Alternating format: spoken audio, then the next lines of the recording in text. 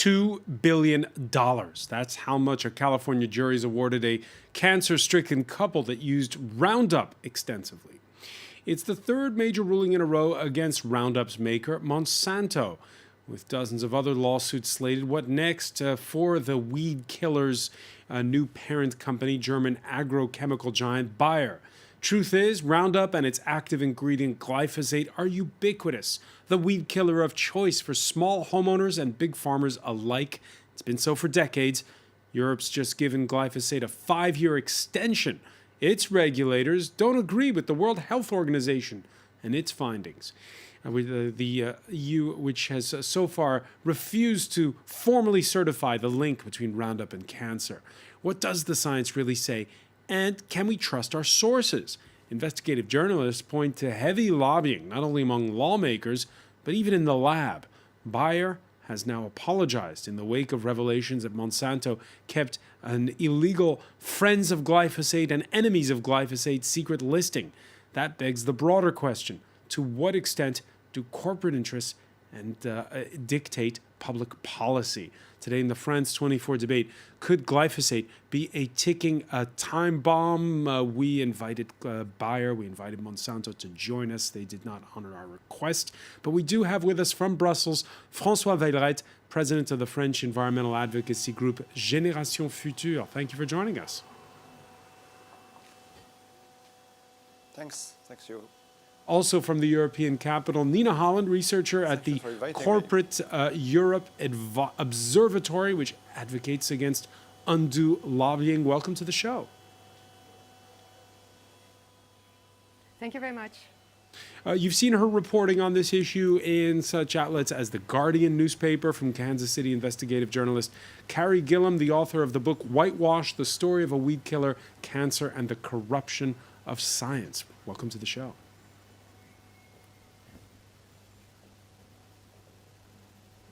Thanks for having me. And from Madison, Wisconsin, Kevin Senapathy, contributing editor at SciMoms.com. Thank you for joining us. Thanks for having me. The France 24 debate on Facebook and Twitter, hashtag F24debate. Now, that $2 billion sum may shrink once the appeals have been lodged. Still, it's enough to catch the whole world's attention. Solange Mougin has more. This California couple has been battling cancer for 9 years, and they were just awarded over $2 billion in damages against Monsanto, the maker of the weed killer Roundup that they believe gave them lymphoma. We wish that Monsanto had warned us ahead of time about the dangers of using Monsanto. Monsanto is now owned by Bayer, and they say they plan to appeal. And they maintain that glyphosate, an ingredient in Roundup, is safe for human use. This is the third time since August that a U.S. court has awarded hefty damages against the company. By far the largest penalty, lawyers agree it's likely to be reduced on appeal. But for Alva and Alberta Piliad and their lawyers, the sum of $1 billion per plaintiff sends an important message. They paid $63 billion to buy Monsanto, and by they I mean Bayer.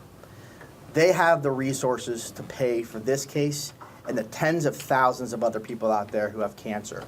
Thousands of lawsuits are in the works, with a total of some 13,000 plaintiffs in the U.S. alone. Trouble is also brewing in Europe against the makers of the world's most used weed killer, after it emerged that Monsanto had kept lists of politicians and scientists in France who were for or against them. Shady lobbying tactics that were also discussed at trial, as Monsanto documents emerged that they bullied scientists to tout glyphosate's purported safety. Still approved by the EPA and the European Chemicals Agency, glyphosate remains on the market and in use. Despite widespread fears, it causes cancer.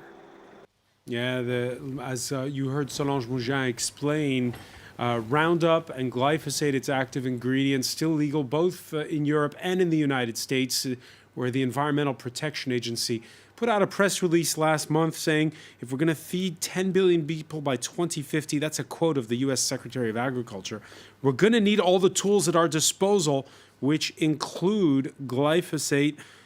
The U.S. Department of Agriculture applauds the Environmental Protection Agency's proposed registration decision as it is science-based and consistent with the findings of other regulatory authorities that glyphosate does not pose a carcinogenic hazard to humans. Carrie Gillum, your reaction?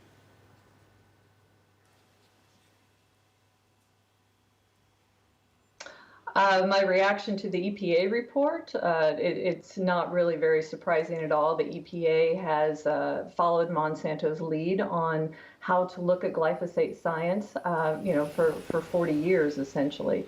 Evidence that came out at trial shows us that, and laid out in my book, shows us that dating back into, the very early 1980s, late 70s and early 80s, there were studies and information indicating a carcinogenic link to glyphosate. We've had additional studies throughout the years that have been done by independent scientists showing an array of concerns tied to glyphosate. But importantly, people need to understand that glyphosate is not used or sold by itself. And the trials were not about glyphosate per se, but they were about Roundup and other formulated products that Monsanto manufactures and distributes. The EPA never has done any long-term testing or required any long-term toxicity testing for Roundup and the other formulations. And that's a very important thing that many people don't understand. Why haven't they done so?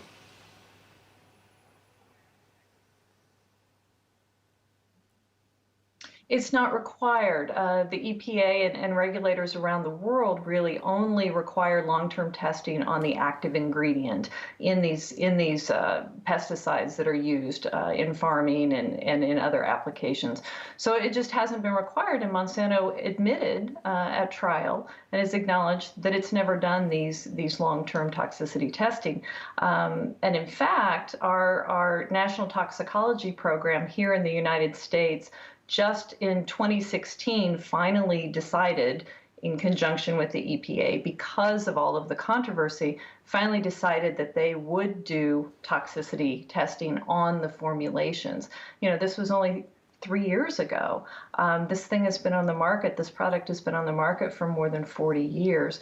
I think it's noteworthy that Monsanto and the chemical industry did not want that testing. They did not want the National Toxicology Program to do that, and they complained and tried to get that review stopped. We know that from the initial testing so far that I reported in The Guardian, the National Toxicology Program has confirmed that glyphosate formulations, like Roundup and other products, are much more toxic than glyphosate is by itself. And that just underscores, again, the decades of science from independent scientists around the world who have been telling us that these formulations, glyphosate with the surfactants, like POEA, which has been banned in Europe, that these are particularly harmful and look like they can be carcinogenic to humans. As Carrie was mentioning, last month, a U.S. federal agency that's part of the Department of Health and Human Services issuing a draft report that points to a cancer risk. Bloomberg quotes a senior scientist with the National Resources Defense Council, that's an environmental advocacy group, who says, quote, the risks would have been found to be greater had they been given sufficient weight to more realistic studies of people and test animals exposed to the full product, not just one single chemical in Roundup. Kevin Senapati, why hasn't there been full testing of Roundup, and we could that way lift the doubts? Well, I'd like to speak to a couple points here regarding glyphosate and Roundup and Monsanto.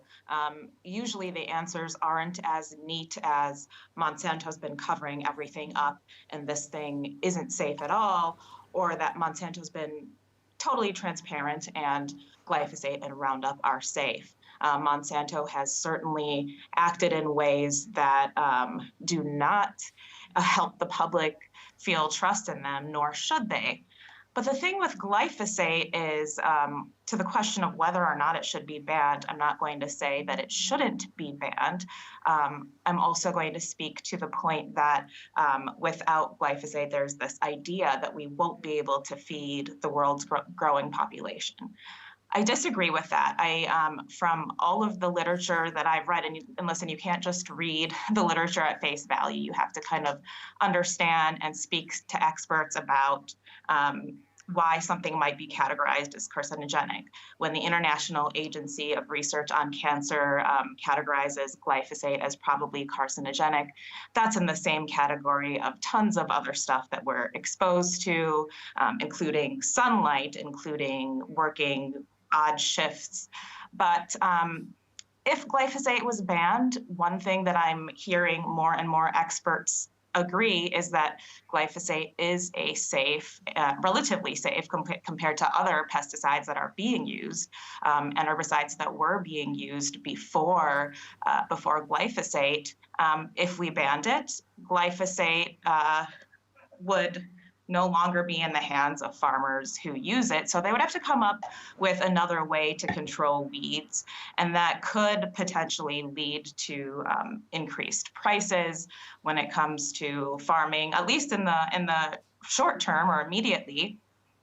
But again, we have to weigh the question of banning glyphosate with whether or not the alternatives are going to be safe or less safe, and that's questionable. Questionable, and the point you make is the one that's made by the big French farm lobby union, the FNSEA. François Veilleret, a lot of French farmers say we'd be happy to drop glyphosate, but what's the alternative? Is there one? Yes, of course, There will are always be an alternatives, alternative. and There the was an French, alternative before. There was agronomic François Veilleret. Yes, the French Institute for Agronomic Research published a report a couple of months ago, and they were clear that alternatives already exist in more than 80% of all the situations. And of course, effective alternatives? as you know, organic farmers don't use glyphosate, so they're efficient. The problem is they are a little more costly, and French farmers are reluctant to use them. But this is not the point. In the EU, as you may know, you can't sell a pesticide whose active substance is recognized or a probable carcinogen, which is the case of glyphosate, and it shouldn't have been authorized in the first place, which is a problem now, as you know, because we have this big expert report by IARC here, which shows that we have a certainty that it is carcinogenous for animals, and we have enough epidemiological data to show that it has an effect on people. You know, a meta-review was published a few weeks ago showing that the increase of risk for glyphosate users is plus 41% compared to people not using glyphosate. So it's time now to ban it, and the alternatives are out there to be used. And are those alternatives ready? That's the question that French farmers want to know. Yeah, they are ready in most situations, and maybe in a few situations regarding the system of culture.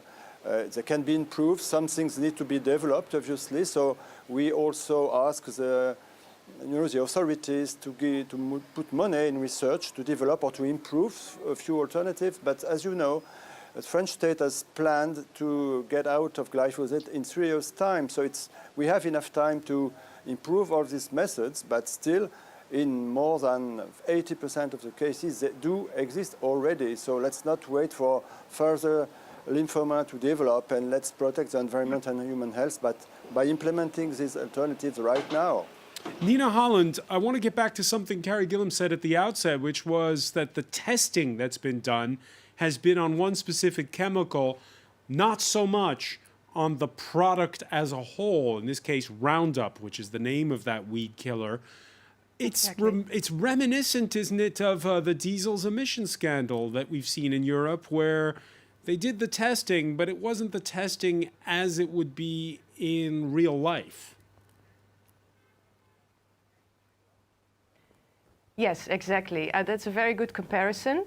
What the experience shows in Brussels is that if you want to do effective lobbying, you have to start as early as possible in the process. So that means that you have to have influence over the methodologies and the ways that our products are being tested before they get to the market. So that is really key. And therefore, it's very strange that the companies can choose what is the active ingredient in a product and then actually sell an entire formulation that contains many more and just to be clear on this point, it's the same in Europe as it is in the United States? It's the same in Europe. So the national member states of the EU, they do the authorization of the formulated products like Roundup and all the other formulations, but they also don't do the long-term testing. So it's the EU that is doing the authorization of the active ingredient. And many studies show that the active ingredient glyphosate is toxic, is probably carcinogenic on its own, but the formulation Roundup and all the other formulations are much more toxic, or have never been tested for their long-term impacts. So much more toxic, you say? What really the Monsanto papers, the formulations, so Roundup and all the other products that contain glyphosate, all the glyphosate-based herbicides, as we call it. There are many more producers of glyphosate that are united in Europe in the glyphosate task force that is being run by a lobby firm called Hume Brophy. And they have collectively tried to get the reauthorization for glyphosate in the EU. And for them, the system to get this new permit for 15 years, they only got 5 now, but this whole process has been shown to be captured in industry's interest, in their benefit. They can actually write the first report. They have ample opportunity to dismiss independent studies. And what has also been shown is that the EU agencies actually largely copy and paste from the industry's report. So these are some of the fundamental flaws in our system of authorizing pesticides for the EU market. Yeah, regulation is at the core of this conversation. Stay with us. More to come. You're watching the France 24 debate.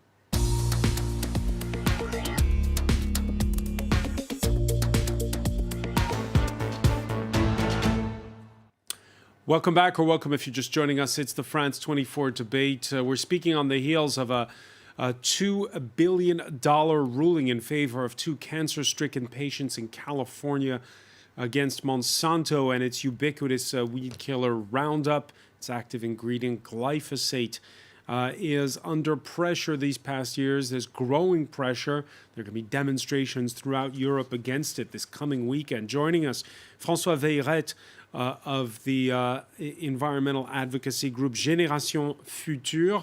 Also joining us from Brussels, Nina Holland of the Corporate Europe Observatory. In Kansas City, Carrie Gillum, the author of the book Whitewash, The Story of a Weed Killer, Cancer, and the Corruption of Science.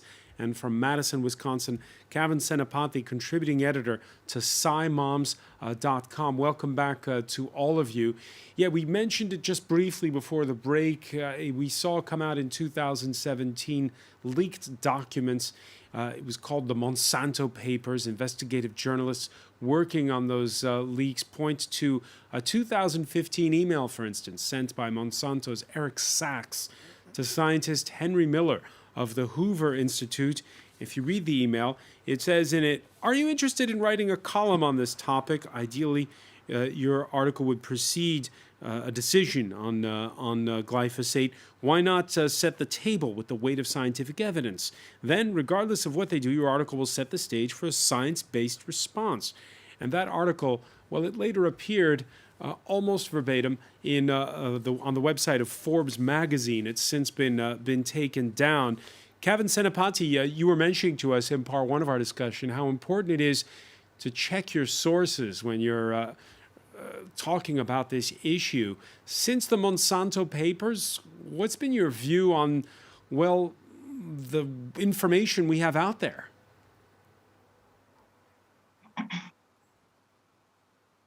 Well, it's really interesting because Henry Miller, who you mentioned in the email exchange, I've co-written a few articles with him at Forbes. in particular, 5 of them. And those 5 or 6 of my articles that were co-authored with Henry Miller were taken down, as well as all the rest of his work on Forbes. And I can understand why. I've written for a number of outlets, including Forbes. Plenty of my work is still there that you can read about the relative safety, of glyphosate, among many other topics that I write about. But to your question about your sources, we have to be careful about how we interpret all of our sources, including IARC, the International Agency for Research on Cancer. But yeah, absolutely, Monsanto and others kind of in cahoots with them have not acted in totally in transparency a lot of the time. And I do think that sometimes their messaging about issues like glyphosate, about genetic engineering, tend to be very one-sided. And it raises an interesting question and an important question about, number one, again, we talked about this earlier, but weighing any specific tool like glyphosate and the alternative tools, but also just treating these issues with the nuance they deserve. Again, I can't comment on the verdict in this case, but glyphosate, with all of the research I've looked at, all of the experts that I've spoken to, is quite benign as herbicides and pesticides go. However, because GMO has become such an overarching boogeyman when it comes to the food system and all of the ills of our food system, which are totally real problems, glyphosate has almost become so toxic to the conversation about food, about farming, about modern farming techniques and technology, that it may in some ways, and I've heard some scientists say this who are aware of how benign glyphosate is, who are saying, hey, if we have to ban it and start from scratch and focus on genetic engineering traits and other crop traits that we can create or improve using other techniques, including but not limited to genetic engineering, if getting rid of glyphosate can help us start fresh and avoid the mistakes that came with Monsanto and its kind of, obviously shady past and sometimes shady present business practices, then it might be worth getting rid of glyphosate, And again, this isn't my opinion, because I think it's quite a nuanced opinion, needs to be taken, but I've heard this among many experts. It's a messy conversation, but it raises several crucial points when it comes to farming and food in general. Carrie Gillam, before the break, you heard what Nina Holland had to say. Can I make a little comment to that? Yes, go ahead, Nina Holland. Well, no expert or decision maker or regulator in the EU says that glyphosate is benign. It is toxic. It kills all plant life. It is toxic to aquatic life. It's toxic to soil life. It's toxic to humans. The discussion here is about carcinogenity, but nobody says that glyphosate is benign. And currently, with the biodiversity crisis we are seeing, people are more and more aware of the wider impacts of the use of these kind of broad spectrum herbicides. I just wanted to mention that.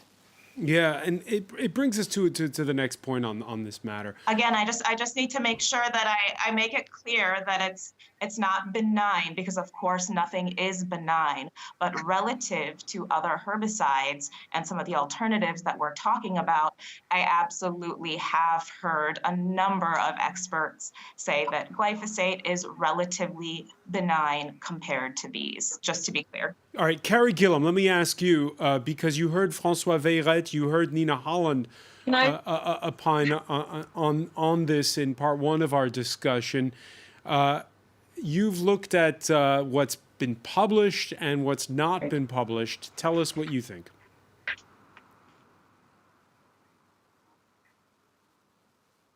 Right. There's a lot to unpack here. So I've been covering Monsanto since 1998. That has been my job and my baby to get to know this industry and this chemical, the crops, the strategy, the science. That's what I've done for 20 years. And I do think it is nuanced. I think it is messy, as Kevin said. So there are a few things here. The Monsanto papers definitely have been very revelatory about Monsanto's deception. When I talked to the European Parliament, I called it decades of deceit. We see very clearly that the company has not been forthright and transparent about the science, about the risks to human and environmental health, and that they have not been transparent or truthful with regard to their interactions with regulatory agencies in the United States and in Europe. So that's very clearly documented in a number of internal communications, and including how they worked really covertly through third parties to try to discredit the International Agency for Research on Cancer. So, that is important. Now, if you set that aside and you look at glyphosate-based herbicides and the importance to farming and how that plays into the global debate about whether or not they should be banned, there are many things there to consider. So yes, glyphosate-based formulations are shown to be more safe than some other herbicides that have been used in the past. Paraquat, for example, much more harmful immediately to people who are using it if they're exposed wrongly. So yes, it's safer. However, one of the big problems is Monsanto has said for so long it is so safe. You don't need to worry about it. You don't need to take precautions like you do with others. And what we've seen in the evidence is that's not true. You do need to take precautions. You do need to wear protective gear. It does absorb into the skin. It can migrate to the bones. It can cause harmful impacts if you don't protect yourself. So the messaging has been off.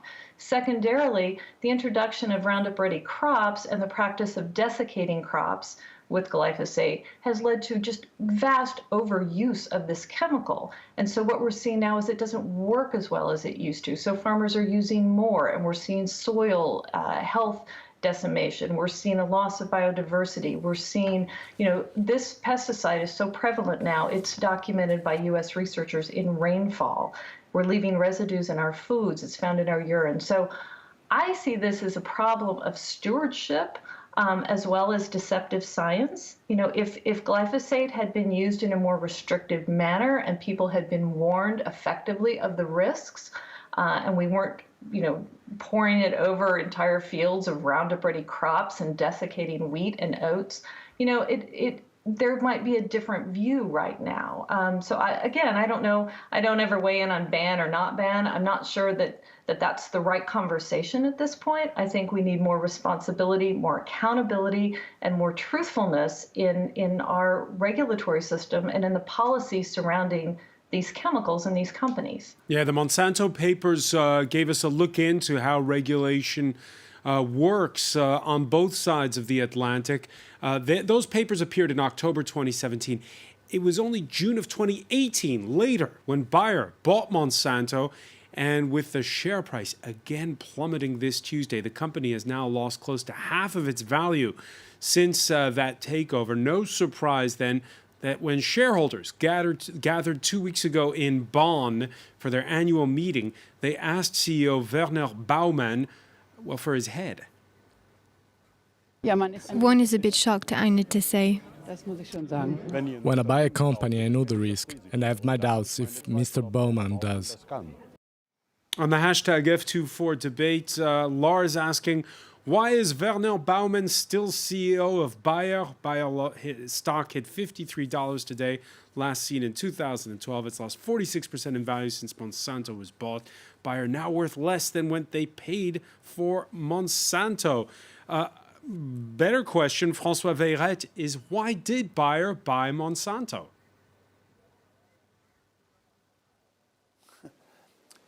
I'm certainly not the best person to answer this question, but well, I have the same question in mind. Really, everybody knew a couple of years ago already that glyphosate was a strong suspect, and that Monsanto has a big record of dangerous chemicals in its portfolio, and also a lack of transparency in its information. So I guess yes, Bayer took a big risk by buying Monsanto, but it was in a period where all the agrochemical firms were trying to find allies to grow bigger, as did other firms like Syngenta and so on.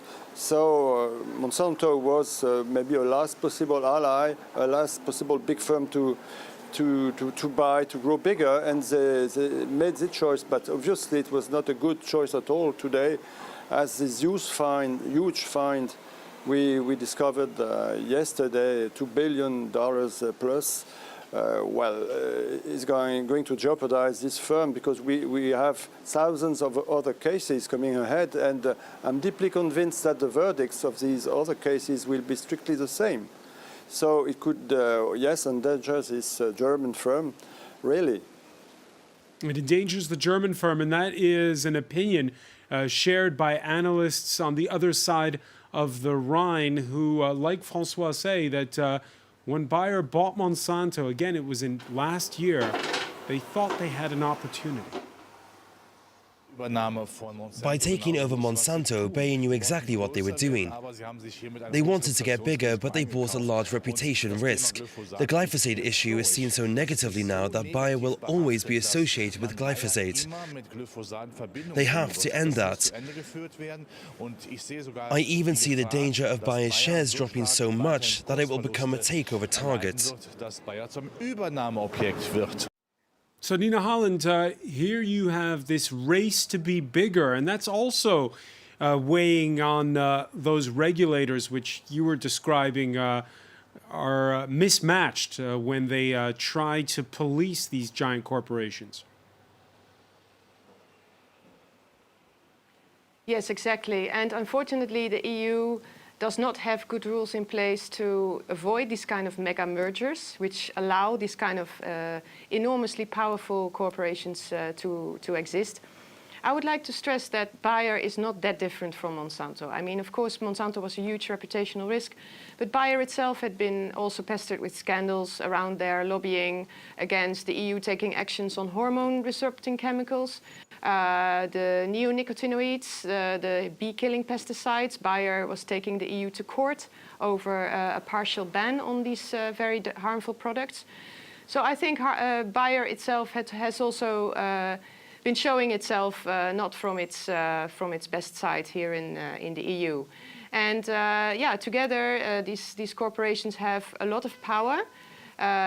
Brussels is the biggest, is the lobbying capital, the biggest in the world after Washington. There are tens of thousands of lobbyists here every day trying to influence decision makers. There's almost a lobbyist for every official here, and they have the resources, the financial resources to employ a large number of people, but also many different tactics. So they have the money to hire high-level politicians or decision makers. They go through the revolving doors. They have the money for these kind of PR strategies, to gather the kind of intelligence, as we've been seeing with the Monsanto files this week. I was going to say, Nina, do you think we're at a turning point now? Because we mentioned earlier the Dieselgate emission scandals with the auto industry. We're seeing how in the United States all kinds of questions are being raised over the cozy ties between Boeing and aviation authorities that may have played a factor in those tragic plane accidents we've seen. Do you think we're now at a turning point when it comes to the relationship between regulators and corporations? Well, I would really hope so, because it's really high time. So far, the EU has not been wanting to put in place any strict rules on lobbying. They simply do not exist. There is a code of conduct that is very weak and that is not even being enforced. So rules against unethical lobbying and lobbying that really is misleading. For instance, the setting up of front groups is a specialty of some of the lobby firms here in Brussels, like Burson Marsteller, Hill & Knowlton. They're all known for it. And so what some political parties in France are now calling for is some kind of lobbying watchdog, an official one, from the EU institutions to oversee these kind of excesses. and to basically put some boundaries on corporate lobbying in Brussels. And I think that would be a really good thing. And I would really hope that in the EU elections, this would become a major point of debate. Bayer, by the way, which has now apologized for revelations here in France that Monsanto kept who's naughty and who's nice lists. There were media, politicians, NGOs illegally listed according to their position on glyphosate, a PR whistleblower passing the documents the way of partner station France 2. Among those on the list, former presidential candidate and environment minister Ségolène Royal. Let's take a listen. It's a very important discovery because it proves that there are objective strategies to destroy strong voices. I can see that they are trying to isolate me. Look, the president's advisor and the prime minister's advisor are identified and marked down as willing to change their mind. François Veyret, are you on the list? Yes, I am. I am on the list with dozens and hundreds of people, journalists, politicians, high-level civil servants. And what is shocking is that there are some details on our addresses, contacts, but also on our opinions and on our level of engagement and opposition to Monsanto. So this is a major shock in France. It raised a huge emotion here in the country. And well, dozens of complaints were filed because we don't think this is normal at all. It is not acceptable to have this illegal for us. It's illegal use of private data, and especially data relating to our own opinions.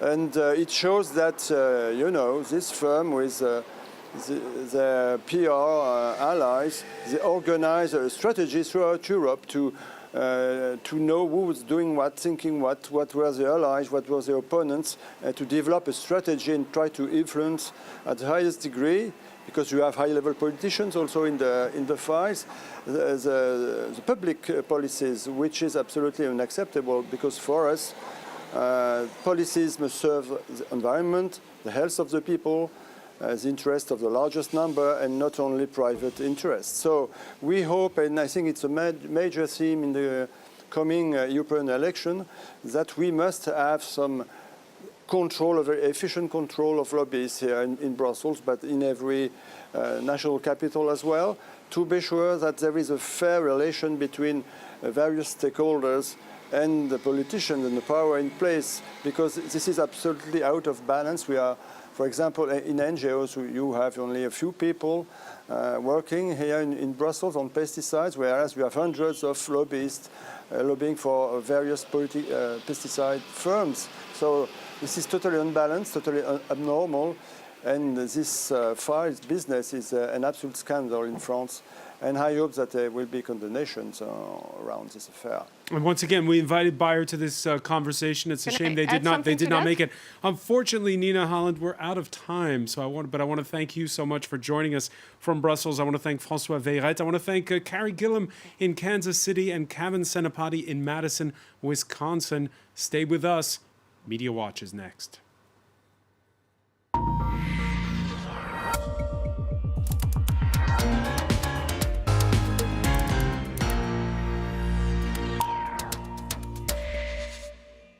And we say hello to James Creedon. Hi, Francois. So it's a lot of bad buzz today for Monsanto and Bayer online, coming from many different angles. Do you own stock?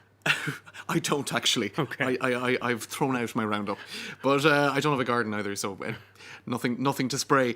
But we do have. It is efficient, by the way. It is efficient. You got to wonder why. Right, but perhaps best to avoid eating some charcuterie and some dry I know meats. what you're about to say. We'll get to that, but just in a moment. First off, there's a lot of basically scientific kind of studies going up online now that people are referencing via Twitter and whatever. The argument there's no science behind Roundup or pesticides like this being dangerous is on very shaky ground. You can see one lawyer here, Max Kennerly, who's been following the various trials in the US very closely, linking to various different studies. Roundup causes a variety of cancers in mice. Multiple studies found genotoxicity in human cells. Roundup raises the risk of cancer in humans in a dose-dependent manner. So all of this is disastrous in terms of image for the company. Also, just financially, if you do the sums, Bayer's glyphosate liability is now 11,000 cases times 2 billion, which is $22 quadrillion. To get an idea of how much money this is, find an astrophysicist. If they pay the full sum. Right, exactly. So look, because it's all going to go to appeals as well, but that could be financially absolutely ruinous. This is an article that goes back a couple of days, but again showing the degradation to the image of the company, and also the EPA in the US, the Environmental Protection Agency. A lot of people feeling now that they can't be trusted agencies such as this. If what has been touted as perhaps our safest, widely used pesticide actually causes cancer, what assurance do we have about the hundreds of other pesticides that the EPA has assured us are safe? That's from an article a couple of days ago in The Guardian, anticipating the results of these cases. Now, just to get to what you were talking to one guest about initially, just before the end of the show, the fact that this is having a knock-on effect here in Europe, because Bayer has been keeping track of, according to one Le Monde study, personalities that might have a negative opinion about Bayer or Monsanto products. So we can, even Robert F. Kennedy Jr., who is environmental lawyer, exactly, is keeping a close eye on this, and the fact that Bayer has actually hired an external law firm to investigate this French media complaint, so that they are taking that somewhat seriously. Now, that has generated a lot of reaction online. Delphine Bateau, who is an ecology politician, former ecology minister indeed, here in France, has been very vocal about this, all bearing in mind that this is in the lead up to European elections as well, so it's very politically charged. But she is accusing Monsanto of interference and said that it is absolutely disgraceful, these revelations, that they've been keeping files on politicians and what they sort of think. It's sort of it is quite concerning. Now, another piece of information that's emerging, this in La Dépêche du Midi, a southern newspaper here in France, a leak regarding a parliamentary report that's due to come out on Thursday about the French position, legal position on glyphosate. And it looks like, according to that, these leaks from one senator, Pierre Médevielle, I hope that's pronounced correctly. Who, by the way, is a pharmacist, I'm told. Right. Well, interesting. So his take, what he has been saying is his personal opinion. What this report is going to essentially is that charcuterie is just as safe. Dried meats, red meat is, in fact, some would even argue, more carcinogenic than Roundup. So of course that's generated lots of comment online, lots of cartoons as well. I'll just show you a couple. This one here is showing, a tractor spraying sausages on crops. In other words, is it actually as effective as Roundup? You've had various different, and then the flip side of that, people serving up glyphosate soup in restaurants. Indeed, it is an uncomfortable comparison. I mean, we tend to think of pesticides, dried meats, as poles apart, but apparently the science would show that perhaps in terms of carcinogenic properties. According to him. Right, we'll have to see what the report says on Thursday. All right, we'll be watching out for it. Thanks, François. James Creedon, thank you for joining us here in the France 24 debate.